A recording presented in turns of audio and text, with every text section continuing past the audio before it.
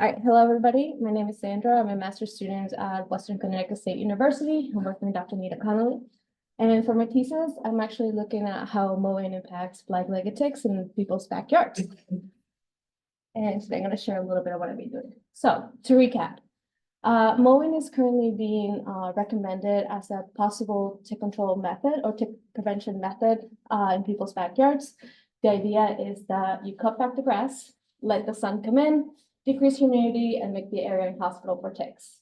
However, there's not a lot of research that actually supports this, and we are seeing some homeowners moving towards mowing their backyards less in a way to help with conservation efforts such as no mow May.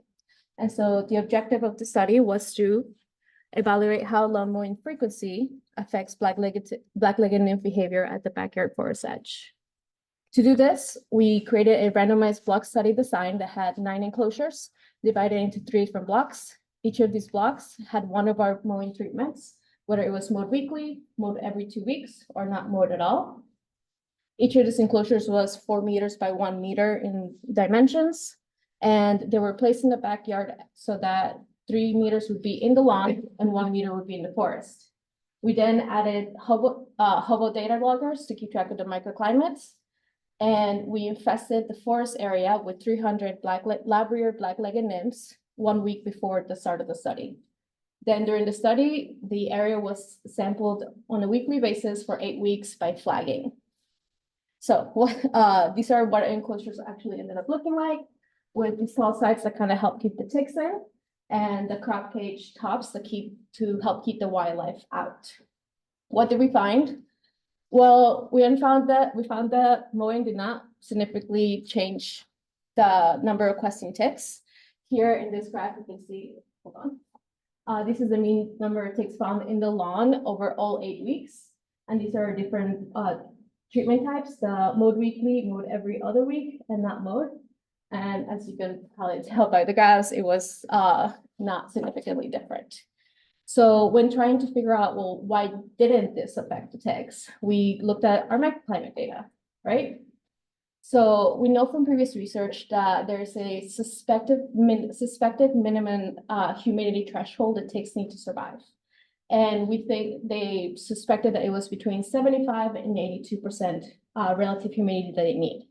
When we look at our data, we see this is the mean weekly humidity, mean weekly lawn humidity the week before the sampling date. These are all our sampling dates, and the light yellow is our mowed weekly. The middle bar is going to be the mowed every other week. The dark is the not mowed at all. And as you can see, throughout most of the 8 weeks, the humidity stayed pretty high, well above 82%, with the exception of week 4, where when it dropped down, it really only dropped down to 80% plus or minus 2%. And so we also wanted to think of, well, why is it staying so humid?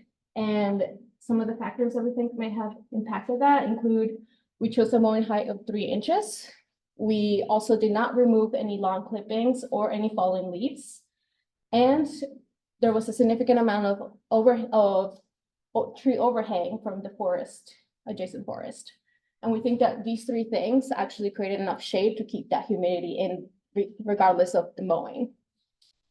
And so some final thoughts. Mowing a lawn did not reduce questing nymphs in this study, right?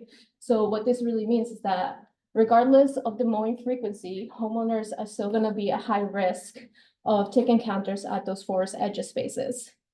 And so it's worth it to consider adding additional humidity reduction strategies to the mow your lawn frequently recommendations, such as trimming back your canopy, picking up all the leftover lawn clippings, or even maybe mowing to a certain height that's shorter and allows more of that sun.